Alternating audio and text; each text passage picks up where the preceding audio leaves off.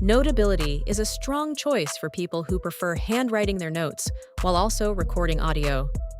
This combination makes it especially useful for students and professionals who want to capture both what's being said and what they're writing at the same time. GoodNotes 6, on the other hand, is built around structured digital note-taking.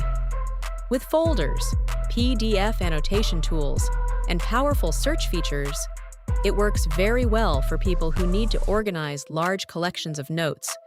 Both apps are highly capable, but they cater to slightly different styles of note-taking.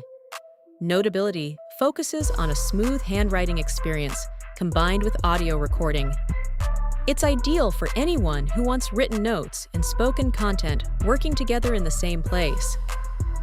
The handwriting tools feel fluid and responsive, allowing you to write quickly and naturally during lectures or meetings. One of its most useful features is the audio recording that syncs directly with your notes, letting you replay a moment in the recording while seeing exactly what you wrote at that time. This makes it extremely helpful for lectures, interviews, meetings, or any situation where spoken information matters just as much as written notes.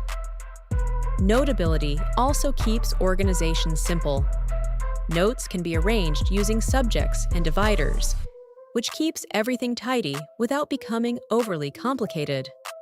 Because the interface is straightforward and easy to understand, beginners can start using it almost immediately without needing to learn complex features. Here's an example from a Notability user. After recently buying an M2 iPad Air, along with the Apple Pencil Pro, they tested both Notability and GoodNotes for university note-taking. Between the two premium apps, they found themselves leaning slightly toward Notability, mostly because of its performance.